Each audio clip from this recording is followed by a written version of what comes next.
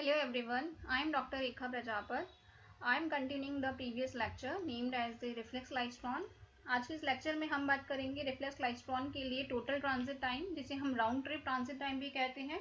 साथ ही मैं यहाँ पे बात करूंगी relation between the repeller voltage and accelerating voltage and the repeller space L, further talking with about the power output and efficiency and along with electronic efficiency.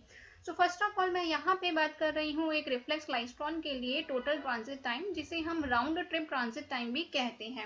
हम यहाँ पे उसके लिए एक एक्सप्रेशन फाइंड आउट करेंगे। ट्रांजिट टाइम क्या होता है उसके बारे में हमने पिछले लेक्चर में हमने बात की थी। सो देखिए, हम आप यहाँ पे इस फिगर में इसका कंस्ट्रक्शन डिटेल देख सकते हैं, जिसमें हम यह देख रहे हैं कि जो रिपेलर प्लेट है उसके अक्रॉस जो वोल्टेज लगाया गया है that is the VR and the voltage across the anode is the V0. So in that case the voltage between the repeller and the anode will be the VR minus of V0 plus V1 into the sin omega t. If we are considering it is a very negligible amount, then in case it will be almost equal to the VR minus V0. जब हमें यहाँ पे repeller plate और anode के बीच का voltage पता है तो उस केस में हम यहाँ पे retarding electrostatic field find out कर सकते हैं and that is nothing but E is equal to the minus gradient of V. हम ये जानते हैं कि इलेक्ट्रिक फील्ड को पोटेंशियल के फॉर्म में रिप्रेजेंट किया जाता है इस फॉर्मूले से, that E is equal to the minus gradient upon V और del V over del R. अब क्योंकि यहाँ पे L is the distance which is travel between the cavity gap and the repeller electrode, कि इलेक्ट्रॉन बीम के द्वारा cavity gap से repeller electrode तक जाने में जितनी डिस्टेंस ट्रेवल की गई है that is the L. So using that assumption, electrostatic field between the repeller and the electron will be written as E is equals to the minus of the VR minus V0 upon capital L. जब हमें यहाँ पे E की value पता है तो उस case में हम रिपेलर इलेक्ट्रोड पे लगने वाले फोर्स को कैलकुलेट कर सकते हैं and that will be is equal to the minus E into the capital E, where capital E is the electrostatic field. So using this expression the force on the repeller electrode will be is equal to the plus of E into the VR minus V0 upon capital L. Further, as we know कि electrons पर जो force लग रहा है that is also equal to the am A or am d2x upon dt square. So along with using the equation number 7 and 8, finally we will be getting an equation in this form, that is the am d2x upon dt square, or it is equals to the E upon L VR minus V0. Rearrange जब हम इसको करते हैं तो हमें equation number 9 मिलता है, that is the d2x upon dt square that is equals to the E upon ml into the VR minus V0. जब हम यहाँ पे इस इक्वेशन को इंटीग्रेट करेंगे तो हमें यहाँ पे एक x के लिए हमें एक रिलेशन मिलेगा. सो आइए हम देखते हैं यहाँ पे कि किस प्रकार से हम यहाँ पे x की वैल्यू को फाइंड आउट करते हैं. सो फर्स्ट ऑफ ऑल हमें यहाँ पे इक्वेशन नंबर 9 का इंटीग्रेशन किया है. जब हमने इसका इक्वेशन का इंटीग्रेशन किया then we will be getting an equation number 10 that is the dx upon dt is equals to the E upon ml into the VR minus V0 into the t plus c. देखिए, हम यहाँ पे बात कर रहे हैं किसी time t1 पे. Suppose we are assuming that at the time t is equals to the t1, is that case dx upon dt will be is equals to the v1. So dx upon dt की value की जगह अपने यहाँ पे v1 put किया, then we will getting in this equation. यहाँ से जब हमने इस कंडीशन को, बाउंड्री कंडीशन को अप्लाई किया है तो उस केस में हमें यहाँ पे इस इंटीग्रेशन कांस्टेंट c की वैल्यू मिल रही है. सो जब हमने यहाँ पे इस इंटीग्रेशन कांस्टेंट की वैल्यू को फाइंड आउट कर लिया है तो उस केस में हम यहाँ से c की वैल्यू को इक्वेशन नंबर 10 में रखेंगे. 10 में रखने के बाद में हमें यहाँ पे एक इक्वेशन नंबर 10 के लिए एक फाइनल फॉर्मूला मिलेगा जिसमें कोई कांस्टेंट टर्म या कोई अननोन कांस्टेंट वैल्यू नहीं होगी. सो हमें यहाँ पे एक फाइनल एक्सप्रेशन मिलता है फॉर dx अपॉन dt. जब हम यहाँ पे इस एक्सप्रेशन को रीअरेंज करते हैं then we will be having an expression for the dxt in terms of the equation number 11 which is dx upon dt is equal to the E upon ml into the VR minus V0 into the t minus t1 plus v1. So अब again हम यहाँ पे equation number 11 को further हम यहाँ पे integrate कर रहे हैं. सो इक्वेशन नंबर 11 का यहाँ पे इंटीग्रेशन करने पे हमें इक्वेशन नंबर 12 मिलती है जिसमें हमें x की वैल्यू मिलती है. अब हम ये कंसीडर कर रहे हैं suppose that x is equal to 0, मतलब कि यह एक वह पॉइंट है when it is a point of return from repeller space at time t is equal to t2, कि जब इलेक्ट्रॉन बीम जो थी हमारी ग्रिड से जब पास होकर रिपेलर प्लेट पे गई और रिपेलर प्लेट से रिपेल होकर वापस से ग्रिड में आ गई. In that case we are talking that x is equal to 0 total. अगर हम डिस्प्लेसमेंट की बात कर रहे हैं that x is equal to 0, तो उस केस में हमने यहाँ पे एज्यूम किया और उस केस में हमने यहाँ पे C1 की वैल्यू को फाइंड आउट किया। तो इस प्रकार से जब हमें यहाँ पे C1 की वैल्यू मिल जाती है तो हमारे पास में एक x के लिए एक फाइनल एक्सप्रेशन आता है, जिसमें हमने इक्वेशन नंबर 12 में C1 की वैल्यू को पुट करके एक फाइनल एक्सप्रेशन इवेल्युएट किया है। अब हम आगे बात कर रहे हैं when t is equal to the t1। उस केस में अगर x की वैल्यू 0 है तो उस केस में हमने यहाँ पे इस इक्वेशन को इस फॉर्मेट में लिखा है। अब जब हम इस इक्वेशन को रीअरेंज करते हैं then we will having an equation in terms of the v1 into the t2 minus t1 that will be is equal to the minus e upon 2ml into the vr minus v0 into t2 minus t1 का whole square. जब हमने इसको यहाँ से rearrange किया तो हम एक v1 की वैल्यू के साथ ही हमें t2 minus t1 के लिए एक एक्सप्रेशन मिलता है। अब हमने यहाँ पे क्योंकि हमें यहाँ पे रीअरेंज किया इक्वेशन नंबर 13 को, then we will be having an equation omega t2 is equal to omega t1 minus 2l v1 into the omega upon e into the V R minus V not. अब क्योंकि हमने already जब velocity modulation के topic में हमने जब discuss किया था तो उस केस में हमें v1 के लिए एक फॉर्मूला मिला था and that v1 is equal to the v2 v not into the 1 plus v1 upon v not into the sine omega t1 की पावर हाफ। अब if we are assuming that v1 is much less than v0, in that case v1 could be written almost equal to the v0 into the 1 plus 1 upon 2 into the v1 upon v0 into the sin omega t1।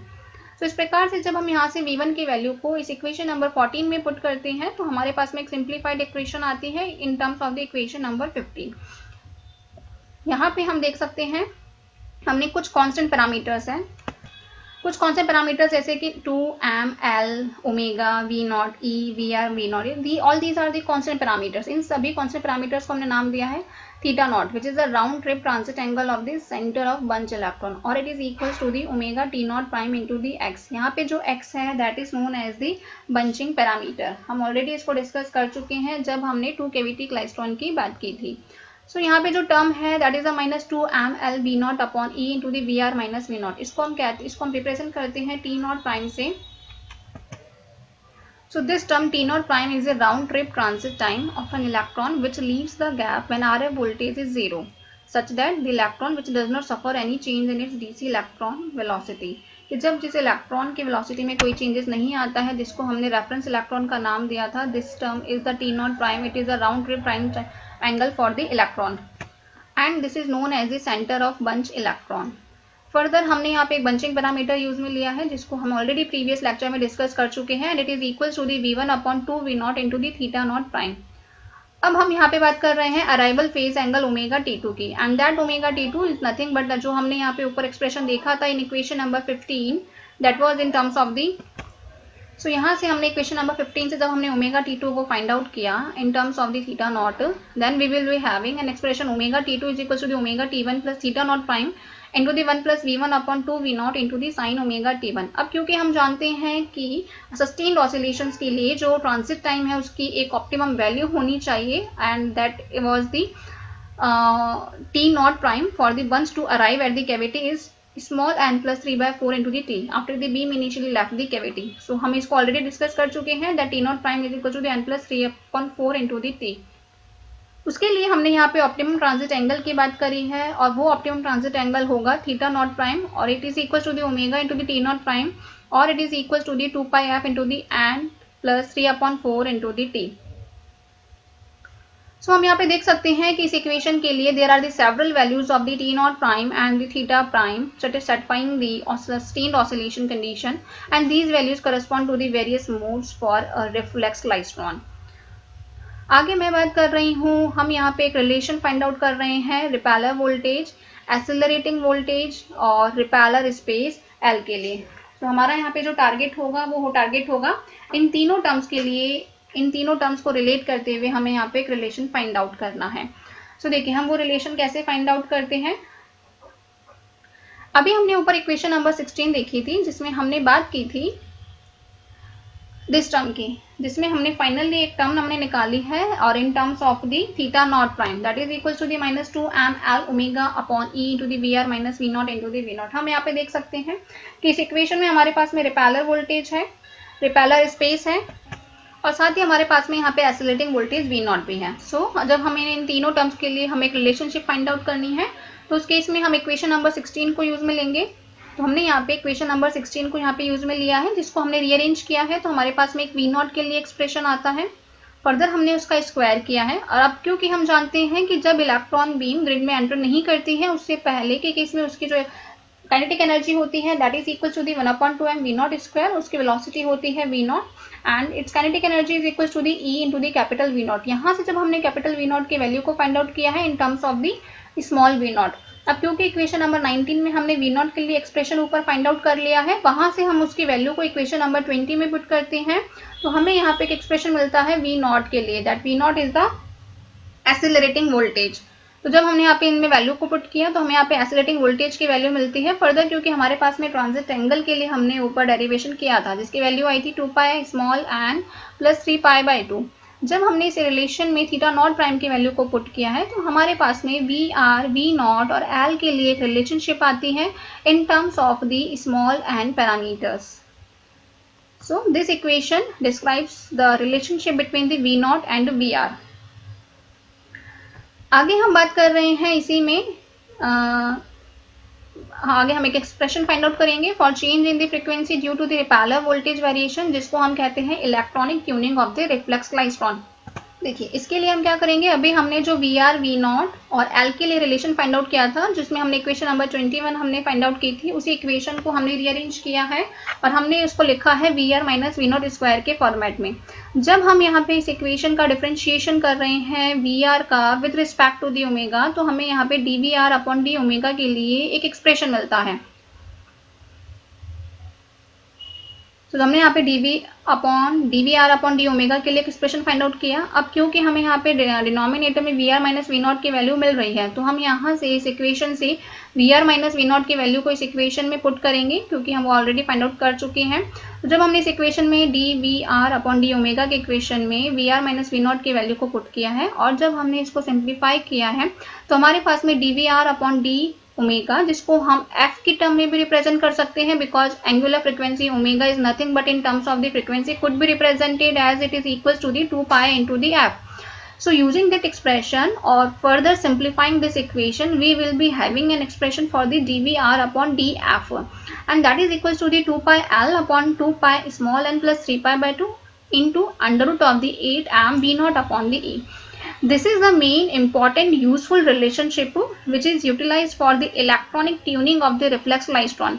Electronic tuning के जो मैं यहाँ पे बात कर रही हूँ इसका मतलब ये है कि हम यहाँ पे एक रिपेलर वोल्टेज की वैल्यू को फिक्स कर रहे हैं to get and particular frequency of the oscillation. So जो हमने यहाँ पे इलेक्ट्रॉनिक ट्यूनिंग की जो मैं बात कर रही हूँ that is nothing but just showing an expression for the dVr upon dF, and this expression is showing the variation of the repeller voltage with respect to the frequency of the oscillation which is the crucial for the frequency of oscillation. इसको हम एक example के द्वारा further और discuss कर सकते हैं। Suppose जो रिपेलर वोल्टेज है that is maintain at the 2000 voltage and the accelerating voltage is about the 500 voltage and the repeller distance L is the 2 centimeter and we are talking about the mode that is the small n is equals to the 1, maintaining the frequency of the oscillation of about 2 gigahertz. And if we are considering that using all these conditions the variation in the repeller voltage is 2%, in that case we will be having an expression for finding a variation in the frequency of the wave. सो यहाँ से हमने जब df के लिए हमने expression को जब rearrange किया तो हमने यह देखा कि then we are getting an variation in the frequency about of 10 megahertz. तो इस प्रकार से हम यहाँ पे एक इलेक्ट्रॉनिक ट्यूनिंग की बात कर रही थी हमने। Now I am further talking about the power output and the efficiency. Power output and efficiency की बात हमने जब 2 कैविटी क्लाइस्ट्रॉन के बारे में की थी वहां पे भी हमने डिस्कस किया था, उसी प्रकार से हम यहाँ पे रिफ्लेक्स क्लाइस्ट्रॉन के लिए भी डिस्कस कर रहे हैं। फर्दर हमारा टारगेट वही होगा यहाँ पे जैसे हमने I2 के लिए हमें यहाँ पे फाइनल हमें डिस्क्रिप्शन और फंडामेंटल कंपोनेंट ऑफ करंट के लिए हमें यहाँ पे एक्सप्रेशन फाइंड आउट करना होगा। सो यहाँ पे हमारा जो मेन फंडामेंटल प्रिंसिपल होगा that will be the charge conservation law. So हमने यहाँ पे चार्ज कंजर्वेशन लॉ के द्वारा हमने नेट चार्ज अज्यूम किया है। हम मान के चल रहे हैं कि जो कैविटी से इलेक्ट्रॉन बीम बाहर निकल रही है in the time interval of the dt1 कि dt1 टाइम इंटरवल में फर्स्ट इलेक्ट्रॉन बीम जो कि कैविटी से बाहर निकल रही है उसके ऊपर जो नेट चार्ज है दैट इज I0 dt1, और जब यह वापस से DT2 टाइम के बाद में वापस से जब उस कैविटी की तरफ रिटर्न होती है और उस केस में इसके ऊपर चार्ज है I2 इंटू दी DT2। अब क्योंकि हम यहाँ पे चार्ज कंजर्वेशन लॉ अप्लाई कर रहे हैं, so before entering to the gap and after entering to the gap after moving towards the repeller electrode, that this will be equal to the I2 into the DT2 will be is equal to the I0 into the DT1। so हमारा यहाँ पे अभी हमें यहाँ क्या find out करना है, I2 निकालना है, because I2 is the output current. So I2 हमने यहाँ फाइंड आउट किया, it will be is equal to the I0 into the DT1 upon DT2। Further हम यहाँ पे इक्वेशन नंबर 15 से, क्योंकि हमने ऑलरेडी यहाँ पे DT1 अपॉन DT2 के लिए एक एक्सप्रेशन फाइंड आउट किया था in the equation number 15। You could see here that in this equation number 15 we could evaluate an expression for the DT1 upon DT2। यहाँ से आप देख सकते हैं। सो जब मैंने यहाँ पे DT1 अपॉन DT2 के एक्सप्रेशन को जब हमने पुट किया, देन हमें एक एक्सप्रेशन मिलता है I2 के लिए in terms of the beam coupling coefficient, depth of the modulation and transit angle. Then I2 is equal to the I0 into the 1 minus beta alpha theta naught prime upon 2 into the cos omega t1, and this expression could be written in terms of the bunching parameter, that is nothing but x prime is equals to the minus of theta naught prime alpha beta upon 2, or it is equals to the minus theta naught beta into the v1 upon 2 v naught। सो हमें यहाँ पे I2 के लिए final expression मिला है, that is equal to the I0 into दी 1 plus X prime cos omega t1। यहाँ पे जो बीटा है that is the beam coupling coefficient, और हम ये मान के चल रहे हैं कि अगर हमारी कैविटी का गैप जो है वो बहुत ही स्मॉल है, उस केस में बीटा की value almost equal to the 1 होगी, और जो ट्रांजिट टाइम है कैविटी के अक्रॉस वो भी बहुत नेग्लिजिबल है। एंड एक्स प्राइम आप यहाँ देख सकते हैं कि जो बंचिंग पैरामीटर है that is exhibiting a negative sign with respect to the bunching parameter of a 2 cavity klystron amplifier, कि जब हमने 2 कैविटी क्लाइस्ट्रॉन की बात की थी उसके रिस्पेक्ट में हमारे पास में यहाँ पर एक नेगेटिव साइन हमें देखने को मिल रहा है। अब देखिए यहाँ पे ऐसा क्यों हो रहा है, because the beam current injected into the cavity gap from the repeller space flows in the negative direction. अब यहाँ पे जो बीम करंट फ्लो हो रही है उसकी डायरेक्शन कैसी है, नेगेटिव डायरेक्शन है। फर्दर हम यहाँ पे उसका फंडामेंटल कंपोनेंट भी फाइंड आउट करेंगे। So the fundamental component of the current which is induced in the cavity by the density modulated return electron beam will be given as in the same case of the 2 cavity klystron। हम यहाँ पे उसको वापस derive नहीं कर रहे हैं, उसका कंपोनेंट सेम वही होगा जो कि हमने बात की थी जब 2 cavity klystron की। सो फर्दर हम यहाँ पे IF की बात की हमने, that will be is equal to the 2 I0 into the J1 x prime. यहाँ पर जो J1 x प्राइम है that is the Bessel function of first kind. Further अब हम यहाँ पे बात कर रहे हैं पावर आउटपुट की, क्योंकि जो बीम वोल्टेज है that was the V0 was the accelerating voltage, that was the accelerating the electron beam towards the cavity, that is the beam voltage। so इस बीम वोल्टेज के द्वारा जो डीसी पावर सप्लाई की गई है उसके लिए अगर हम एक्सप्रेशन लिखेंगे, then in that case PDC will be is equal to the V0 into the I0, or the power delivered to the load by the RF signal will be PRF V1 IF upon 2। और यहाँ पे जब हमने IF की value को put किया तो हमें मिलेगा V1 into the I0 into the J1 x prime. Further we are calculating the ratio of the V1 upon V0। so जब हमने यहाँ पे V1 upon V0 के लिए एक्सप्रेशन फाइंड आउट किया, so हमें यहाँ पे एक एक्सप्रेशन मिलता है V1 upon V0 के लिए, जिसको जब हमने इस PRF के फॉर्मूला में पुट किया, जब हम इसको PRF के फॉर्मूला में पुट करते हैं तो हमारे पास में एक फाइनल रिलेशन आता है, that is the I0 into the V0 x prime J1 x prime upon pi into the small n plus 3/4। अगर आप यहाँ पे इस फिगर में देख रहे हैं तो आप देख सकते हैं इस फिगर में दैट x1 jx प्राइम के साथ में हमने बंचिंग पैरामीटर x प्राइम के साथ में एक प्लॉट दिखाया है, और जो J1 x प्राइम है that is a Bessel function of first kind, और इसकी जो मैक्सिमम वैल्यू है it is lying at the value of the x prime almost equals to the 2.408, और उसकी जो मैक्सिमम वैल्यू आ रही है वो आ रही है इसकी 2.408 वैल्यू पे। और उस केस में हमने यह देखा कि जो मैक्सिमम RF पावर है उसकी वैल्यू होगी, जब हम इन सब वैल्यूज को यूज में लेते हैं, then it will be is equal to the 0.3986 into the I0 P0 upon the capital N, where capital N is the mode number which is equals to the small n plus 3/4 and where small n is the integer number। तो हमने यहाँ पे एक optimum maximum RF power के लिए formula हमने यहाँ पे डिराइव किया है कि किस केस में हमें यहाँ पे मैक्सिमम पावर हमें मिलता है। नाउ लास्ट टॉपिक जिसमें हम इस केस की बात कर रहे हैं that is the electronic efficiency. Electronic efficiency is nothing but the ratio of the PRF to the PDC। हम यहाँ पे दोनों के लिए एक्सप्रेशन ऊपर डिराइव कर चुके हैं, और अगर हमें यहाँ पे मैक्सिमम या फिर ऑप्टिमम एफिशिएंसी की बात करनी है तो उस केस में हमने PRF की मैक्सिमम वैल्यू को पुट किया। जब हमने PRF की मैक्सिमम वैल्यू को पुट किया then we will get maximum efficiency, that is neta maximum will be is equals to the 0.3986 divided by the small n plus 3/4। अगर हम यहाँ पे बात कर रहे हैं 1 3/4 मोड की which leads to the maximum RF power output efficiency, that is the PRF will be the 0.227 into the V0 into the I0। जब हम इसको यूज में लेते हैं उस केस में मैक्सिमम एफिशिएंसी जो कि हमें एक रिफ्लेक्स क्लाइस्ट्रॉन के लिए मिलती है that is the 22.7%। सो यहाँ पे इस प्रकार से हमारा रिफ्लेक्स क्लाइस्ट्रॉन के लिए कंप्लीट डेरिवेशन हमने यहाँ पे डिस्कस किया है। यूजुअली अगर हम बात करते हैं एफिशिएंसी की बात करते हैं तो उस केस में एग्जाम में आपके क्वेश्चन पूछा जाता है that show that the maximum efficiency of the klystron is nearly 20 to 30%। Then in that case you will have to drive this expression. Thank you so much.